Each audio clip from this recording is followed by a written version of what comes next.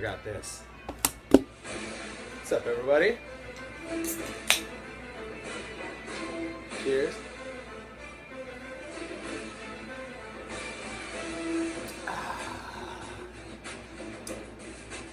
Woo! Say hello to Juno. You haven't met Juno yet? Say hi. And Ellie. And Juno.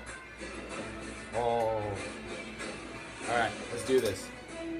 Hey Google, stop music. Alright, week 4 is in the books. We are a quarter of the way through the season-ish. NFL season. Fantasy season, we're like almost, like a third of the way, almost. Man, my math is bad. Alright, it's been a while since we've done a video. Been crazy busy. Squeezing one out right now before I get ready to go to bed and wind down for the night. There's just fucking fantasy is going crazy right now. That's why I'm drinking this. Just to set the record here, I'm in 4 teams. I have 4 leagues. I have 4 teams. I'm in 4 leagues. I am 0-4 in 2 of them. Not fun. If there's any SpaceX guys who are going to be watching this video, they're going to laugh because I'm 0-4. Reese and Matt and other people from the Cromartie's Babysitters Club also going to laugh because I'm 0-4. But still early. It's only 4 weeks in. More time for me to be miserable. Let's just recap fantasy weeks 1 through 4 right now and just talk about the craziness that has been happening. Alright, so this has been a really strange year for fantasy.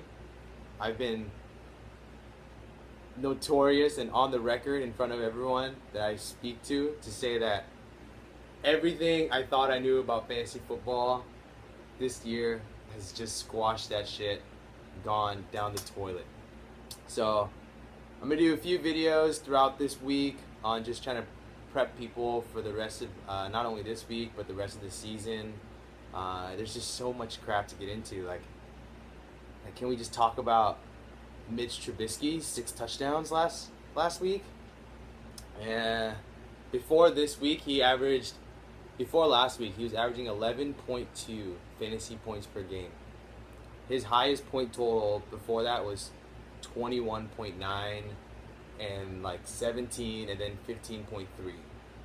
And he just destroyed it. 6 touchdowns in a game's only been done by 30 other quarterbacks in the NFL in the history of the league. And now Mitch Trubisky is one of them. What else, man? Like, Fitz Magic became Fitz Tragic real quick. We pulled him for Jameis Winston. What? This is just... We'll go through some numbers.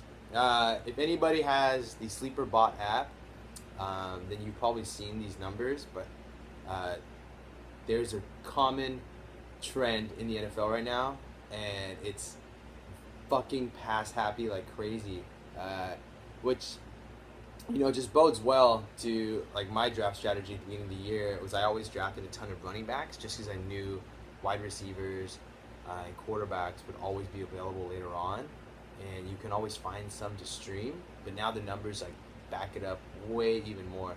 The difference, the point differential between wide receiver 1 and wide receiver 12 is 13.7 points. That's the difference between the wide receiver 1, which is Michael Thomas, and the wide receiver 12, who I didn't look it up, I don't know who it is. But the running back landscape between 1 and 12 is 66. Right, QBs is only like 30. It's crazy, right? A few stats that are like just mind-boggling, and this is gonna be all over the place. But to prove just how crazy pass-happy this league is, so far these are all the most in NFL history through weeks 1 through 4. So 228 touchdown passes so far, weeks 1 through 4, 3,030 points scored, 344 touchdowns. Nuts. It's freaking nuts. It's the most NFL history of weeks 1 through 4 ever, and it actually blows it by like a huge margin. It's not even close. See, there's some other stuff. This one pains me because I have this guy in my other league, in one of my teams. You would think with this many touchdown passes going around that Matt Ryan would find Julio Jones for one. But no, not the case. So in 4 games, technically 3 games, Ridley's done this in 3 games, but he's had 6 touchdowns the past 3 games. 6 touchdowns in 3 games for Calvin Ridley equals Julio Jones' past 31 games with the Falcons. He's had 6 touchdowns in 31 games. Ridley's done it in 3. Hurts, man. Hurts. Julio, although, is on pace right now to hit 2,000 yards receiving, which would be a huge milestone that just I don't think we've rarely ever seen. I can't remember the last time someone hit 2K in receiving. Other paces to look out for. Pat Mahomes, if we just did a simulation of the rest of the season and just took his stats now and calculated and calibrated out, he would finish with 4,800 yards and 56 touchdowns. 56 touchdowns. 56 touchdowns. That would equal 460 fantasy points, which the highest in history of fantasy football was Peyton Manning in 2013 with 432. So he would blow Peyton Manning's record by a large margin. Kamara would be, if we just simulate the rest of the season, he's on pace for 2,444 yards from scrimmage. That'd be the second most all time to Chris Johnson. Chris Johnson had a monster season back in his heyday. Carlos Hyde is on pace for 20 touchdowns. 20 touchdowns. Saying something to the dog. Big Ben was actually on pace to have the most passing yards. So Peyton Manning that year in 2013 had 5,400. Big Ben's on pace for 5,656 yards.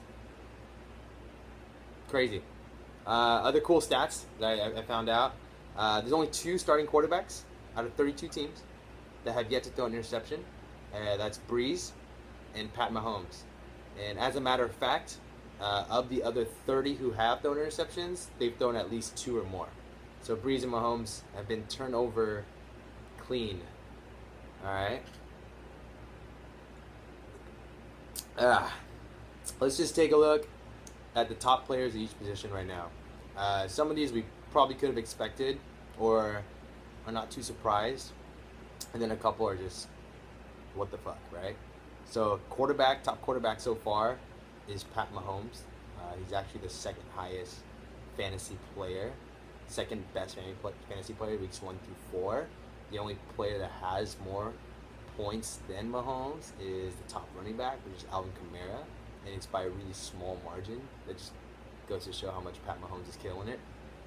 Top wide receiver right now is Michael Thomas in half-point PPR leagues. In PPR leagues, I'm sure he's done one there too. Despite, actually, I think only being in the top 10 in target share percentage. Adam Thielen leads the league in targets right now by a small margin, though. Player with the largest target share of the offense is actually Corey Davis. He's at 33% of Mariota/Gabbert's targets. The ugly quarterback carousel that's going on in Tennessee. Although Mariota had a great game to beat Philadelphia. Ronjo. Top tight end, weeks 1 through 4, is Jared Cook. And the tight end landscape is freaking ugly. Like, really ugly. George Kittle's in the top 5. Eric Ebron in the top 5. Then you have your guys like Kelsey and Ertz, but he's not in the top 5. Gronk, not in the top 5. Jimmy Graham, not in the top 5. These are all guys that were drafted early. Evan Ingram is hurt. Tyler Eifert, nasty injuries gone. Delaney Walker, done. It's just some nasty stuff. Yeah. That was 10 minutes of just me ranting about weeks 1 through 4. Again, it's a long season, so if you are 0-4 like me, which I actually think I'm the only 0-4 in Cromartie's Babysitters Club. I'm the only 0-4 there. SpaceX League, I'm one of 2 people who are 0-4. League of Extraordinary Gentlemen, there's a few 0-4s there. Don't lose hope, all right? It's only 4 weeks, all right? In most of our leagues that we're playing in, playoffs begin in week 14. So there's 10 more games. You have the potential of running the scoreboard, and you could potentially go 10-4. You can go 9-5, which in most years past, I've seen 9-5, even 8-6s. Those are usually good enough for the playoffs. You know what I mean? So if you've lost 4 games like I have, don't lose hope. All right? Which we'll get into that on the next video. Okay. Be right back.